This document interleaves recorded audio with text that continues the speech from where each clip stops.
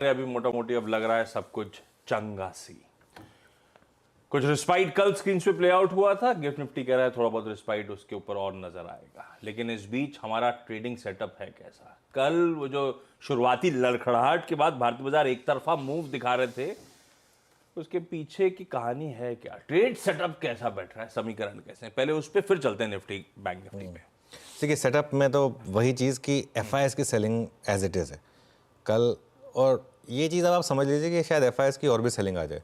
तो अगर मार्केट की जो तेज़ी पे ब्रेक लगना है वो वहीं से लगना है। कल 4,500 करोड़ डीआईआईज ने बाय किए, लेकिन एक चीज़ क्लियर हो गई, डोमेस्टिक पैसा वो एक दिन की नर्वसनेस के बाद वापस आ गया। डोमेस्टिक ट्यूसडे को हम ज़्यादा क्यों गिर गए थे, क्योंकि एफआईएस ने भी बेचा था और डीआईआईज ने भी बेचा था। वो देखिए बार में आपको दिखाई देगा, वो जो एक डीआई का रेड बार बन गया था, मेन दिक्कत तो वहाँ से आ गई थी ना, वरना तो एफआईएस तो बेच ही रहे हैं। एफआई के तो सारे नेगेटिव बार हैं, पहले भी बार नेगेटिव थे। और दिक्कत क्या आ गई थी कि ट्यूसडे को एफआई का 12,000 करोड़ का सेल आ गया था और उसके सामने डीआई भी बेच गया था। डीआई ने उसके सामने का थोड़ा काउंटर कर लिया था उस दिन, तो थोड़ा सा मामला मजबूत रहता। ये एक दो दिन कभी ऐसा हो जाता है। कल लेकिन नॉर्मल हो गया, एफआईएस ने बेचा, डीआईएस ने खरीद लिया, कोई दिक्कत नहीं है। अच्छा, कल एफआईएस ने थोड़ी सी शॉर्ट कवरिंग करी है, बहुत ज़्यादा नहीं लेकिन थोड़ी सी शॉर्ट कवरिंग करी है। अभी भी काफ़ी शॉर्ट्स हैं।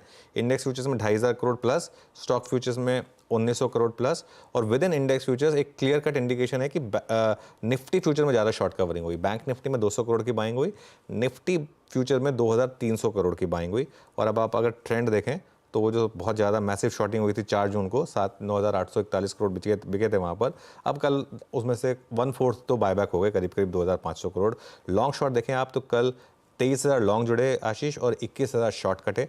और कुल मिलाकर अगर आप नेट कॉन्ट्रैक्ट के हिसाब से देखेंगे तो जो हम 3,55,000 शॉर्ट पर पहुँच गए थे, अब वो 3,11,000 पर। 3,11,000 भी बहुत शॉर्टिंग है, ठीक है। तो इसके लिए अभी भी मामला मार्केट का वन वे और द अदर डिसाइड नहीं हुआ है किस साइड जा रहे हैं हम। 3,11,000 शॉर्ट है। इंडिया विक्स कल 30% गिरा, 18.88 पर आ गया। अब बाकी की जो इंडिया विक्स में गिरावट है वो आज आ जाएगी। आज मुझे लग रहा है इंडिया विक्स 15-16 पर आ जाएगा, और अगले 3-4 दिन में एक बार सरकार बन जाए उसके बाद वापस हम वो 11-12 की इंडिया विक्स पर आ जाएंगे, जो हमारा नॉर्मल था। उसके बाद मार्केट को एनालाइज करना थोड़ा ईजी हो जाएगा।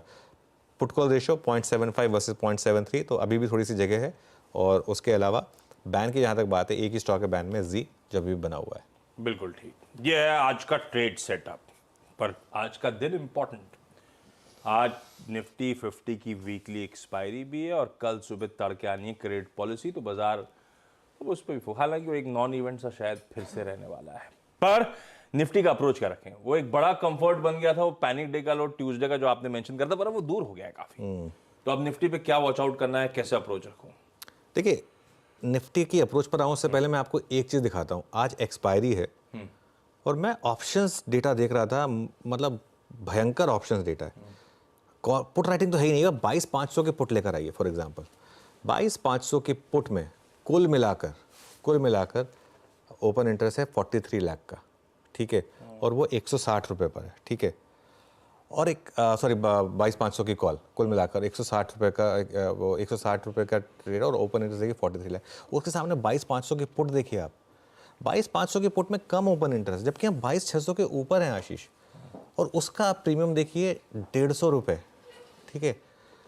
22,500 की कॉल जिसकी इंट्रिंसिक वैल्यू खुद 120 रुपये होनी चाहिए, उसका प्रीमियम है 159 रुपये। 22,500 की पुट जिसकी की इंट्रिंसिक वैल्यू कुछ है ही नहीं, हम 22,620 पर हैं, उसका प्रीमियम अभी भी है 151 रुपये, ठीक है। आप समझ रहे हैं। और देखिए ओपन इंटरेस्ट 22,500 की पुट में है ही नहीं, क्योंकि 22,500 की कॉल में ओपन इंटरेस्ट है। ये फियर फैक्टर है, ये मार्केट में अभी भी एग्जिस्ट करता है। ये देखिए इस स्क्रीन को देख लीजिए, ये स्क्रीन आपको बता रही है एक इंडेक्स जो 22,620 पर बंद हुआ है, वहाँ 22,500 की कॉल 150 रुपये पर है और 22,500 की पुट 150 रुपये पर है। ये 22,600 पे भी होता अगर, तब भी एक बार समझ में आ सकता था। आप में नर्वसनेस और फियर दिखा है। हाँ, 22,600 पे भी अगर ये डेटा होता तो भी एक बार के लिए समझ में आता था। मैं आज सुबह 2-3 बार क्रॉस चेक किया इस डेटा को कि क्या मैं डेटा सही देख रहा हूँ, और मैं उससे डेटा मैं सही देख रहा हूँ। इसका एक और मतलब भी है, इसका एक और मतलब ये भी है कि अपॉर्चुनिटी भी है।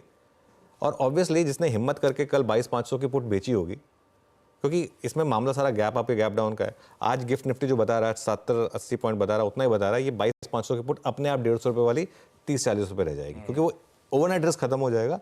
तो जिसने ये हिम्मत करके कल ये बेची है वो उसको ऑब्वियसली थोड़ा फायदा हुआ, लेकिन ये आपको बता रहा है कि इस समय मार्केट में रिस्क कितना है। अब आते हैं स्ट्रैटेजी पर, क्यों? क्योंकि कोई पुट राइटिंग है ही नहीं मार्केट में इतनी बड़ी। उसके बाद और ऐसा भी नहीं कि कॉल राइटिंग भी कोई बहुत ज़्यादा है, कॉल भी वो जो मैंने दिखा दिया आपको, लेकिन उसके बाद सीधा 23,000 पर कॉल है। तो मार्केट में क्या है ना, 200-200 पॉइंट की इंटरडे स्विंग्स आएंगी अभी अगले 3-4 दिन। आप उसको उस हिसाब से अप्रोच कर सकते हैं तो करिए, क्योंकि ये मार्केट बहुत टफ है। यहाँ आप स्टॉप लॉस कहाँ रखेंगे?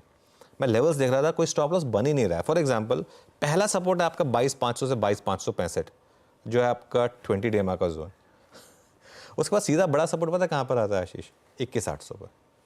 अब 22,500 से लेके 21,800 के बीच में कोई सपोर्ट ही नहीं है मार्केट में। 21,800 कल का लो, अभी मैं ट्यूसडे के लो की तो बात ही नहीं कर रहा हूँ, लेकिन ट्यूसडे का लो वैसे हार्ड बॉटम बन चुका है, ये बात हम क्लियर कर चुके हैं। तो अब दिक्कत क्या है कि 22, या तो आप एक ट्रेड ले लें 22,500 का स्टॉप लगा दें, या फिर आप ट्रेड ले ही ना, क्योंकि उसके बाद अगला सपोर्ट सीधा 21,800 पर है। उसके बाद आप 22,400, 22,300, 22,200 कहीं भी स्टॉप लॉस लगाएंगे, हो सकता है वो लग जाए और उसके बाद मार्केट रिवर्स हो जाए। ये दिक्कत है मार्केट में। यहाँ पर रेजिस्टेंस कहाँ पर है? पहली रेजिस्टेंस है 22,650, वो जो हमने कॉल दिखाई उसके हिसाब से कॉल राइटर का जोन है 22,650। और बड़ी रेजिस्टेंस है फिर सीधा पता है कहाँ पर? 23,338 ऑल टाइम हाई। अगेन अब अगर आप शॉर्ट कर रहे हैं तो कहाँ स्टॉप लॉस लगाएंगे? ये दिक्कत आ जाएगी। तो एक काम करें, इंट्राडे ट्रेड करें स्ट्रिक्टली बहुत टाइट स्टॉप लॉस के साथ, कि अगर लग गया तो लग गया। 1:1 के रिस्क रिवॉर्ड के हिसाब से ट्रेड करें, चल गया तो चल गया, वो भी कंपल्सिव ट्रेडर के लिए, वरना अपना आराम से शांति से बैठे रहें। अच्छा, एक और चीज़ मैं ऐड करूँ इसमें, और मैं क्योंकि इसलिए ऐड कर रहा हूँ ये क्योंकि मैं खुद एक निफ्टी ETF इन्वेस्टर हूँ। अगर आप निफ्टी ETF इन्वेस्टर हैं तो आपको कुछ फर्क नहीं पड़ा पिछले 3 दिन की वॉलेटिलिटी से, है ना? मतलब कुछ फर्क, मतलब मार्केट भले ही ऊपर गया नीचे गया जो भी है, अल्टीमेटली वहीं आ गया जहाँ पे वो था। तो इसके लिए मैं बार बार लोगों को बोलता हूँ कि ट्रेडिंग अप्रोच अपनी जगह होती है, लेकिन थोड़ी सी एक इन्वेस्टमेंट अप्रोच भी होनी चाहिए। और जब मार्केट गिरे खास तौर से, तब थोड़ा सा ETF ऐड करें आप, तो वो अच्छा रहता है। बहुत बढ़िया। कंपल्सिव ट्रेडर्स के लिए ही है ये बाजार, वो भी इंट्राडे में 1:1 के रिस्क रिवॉर्ड के साथ। निफ्टी बैंक कल इसने वैसे दमखम, अब बढ़िया मूव्स आए। इंडिविजुअल स्टॉक्स निफ्टी बैंक के कंपोनेंट गजब ट्रैक्शन दिखा रहे थे। इंडेक्स खुद ही अपने आप 4.5% का उछाल, 49,000 के एक शेड ऊपर मेरे ख्याल से कल क्लोज होता हुआ नजर आया। क्या करने का है? देखिए अगेन मैं सिर्फ लेवल दे रहा हूँ, हाँ, ट्रेड बिल्कुल नहीं बनती है, क्योंकि लेकिन इंडेक्स स्ट्रांग है bank Nifty compare to Nifty, और एक्सपायरी भी हो चुकी है। कल बहुत बड़ा एक्सपायरी मूव आया, वो ऑप्शंस में हमने एक ट्रेड पकड़ी थी आशीष, 20 रुपये पे वो ऑप्शन, वो 320 तक गया था वो निफ्टी कॉल का, वो बैंक निफ्टी का कॉल। ऐसी ट्रेड्स कभी कभी मिलती हैं, लेकिन यहाँ पर रेजिस्टेंस कहाँ पर है? अगली रेजिस्टेंस है 49,500 पर, और बड़ी रेजिस्टेंस है सीधा 50,000 पर, ठीक है। और सपोर्ट कहाँ पर है? पहले 48,800 पर, और उसके बाद 48,500 पर। Again strict stop loss, strictly intraday trade करें अगर करना चाहते हैं तो, वरना अवॉइड करें। बिल्कुल ठीक है, अवॉइड करिए